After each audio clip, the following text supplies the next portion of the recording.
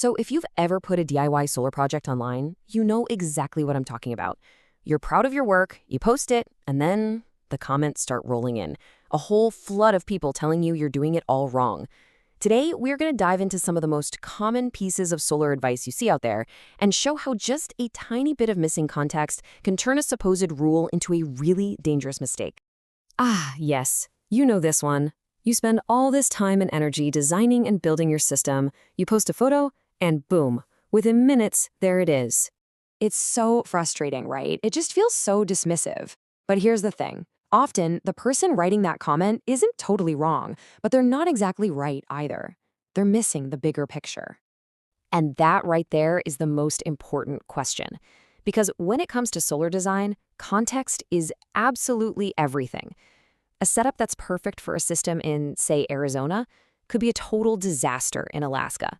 So the real issue isn't about right versus wrong, it's about understanding the why behind every single decision you make. Okay, so let's get into it. Let's wade into this comment war. To really get why people argue so much about this stuff, we've got to be on the same page about the absolute basics of how electricity works. It all comes down to three main things. First up, you've got power, measured in watts. This is the whole point of your system, right? It's the total amount of work your panels can do. Actually running your fridge or charging your gear. Next, we have voltage. The easiest way to think about this is like water pressure in a hose. Voltage is the force, the push that's sending the electricity through all your wires. And that brings us to current, which we measure in amps. So if voltage is the pressure in the hose, current is the actual flow, the volume of electricity that's moving. And this right here, this is the golden rule. Power equals voltage times current. This simple little formula is everything. It means that to get the power you need, you have a fundamental choice. You can have high voltage and low current, or you can have low voltage and high current.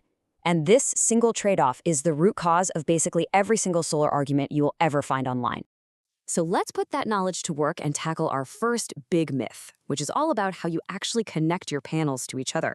You see this one everywhere. People argue that wiring in series is just flat out more efficient, so it's always the better choice. And there is a little bit of truth to that. See, when you wire panels in series, you add their voltages together. And like we just said, higher voltage means lower current. Lower current is awesome. It means less energy gets wasted as heat in the wires, so you're more efficient. But here is the hidden danger that people never seem to mention. Voltage is not a fixed number. Every solar panel has a maximum voltage it can produce, called open circuit voltage, or VOC. And here's the super critical part people miss.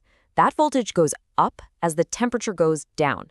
So if you design your system based on the specs for a nice warm day, a single really cold morning could cause a voltage spike that sends you way over your charge controller's limit. And I'm not talking about a blown fuse here. I'm talking about the silent, permanent death of a very, very expensive piece of equipment.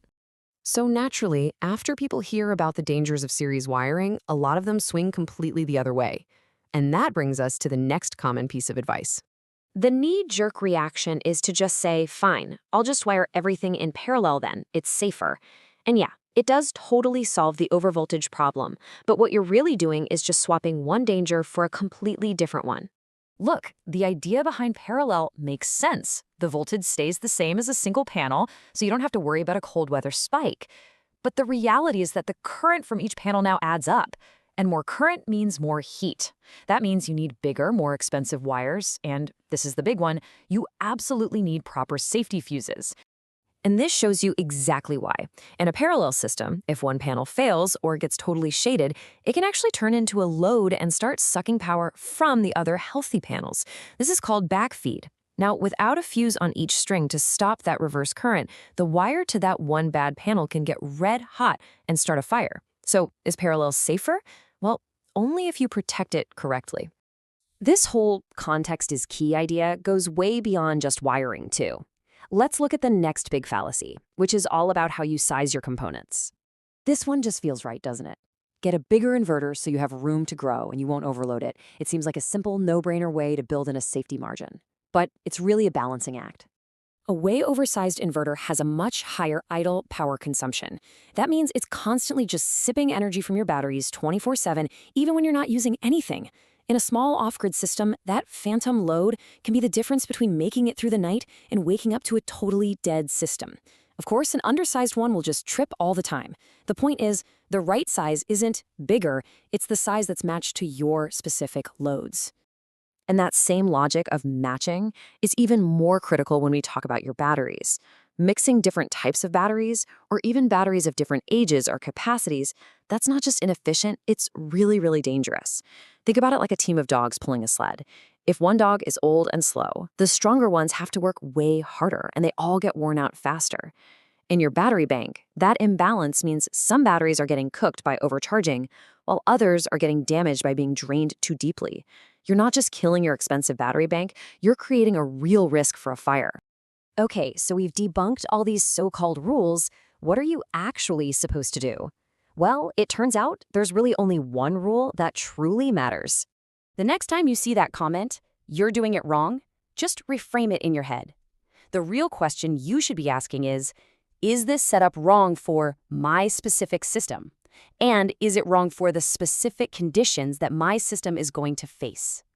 That's the mental shift that leads to a safe and reliable design. So, what's the big takeaway here? It's really just 4 simple principles. First, always prioritize system safety over winning an argument online. Second, value context over those blanket rules. Third, use that first principles electrical reasoning we just talked about.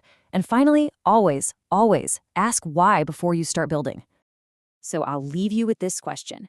Building a safe solar system is all about understanding the trade-offs, not just memorizing a bunch of rules. It's about thinking like an engineer, not just a keyboard warrior. Now, I want to hear from you. What is the absolute worst piece of solar advice you have ever seen online? Go ahead and drop it in the comments.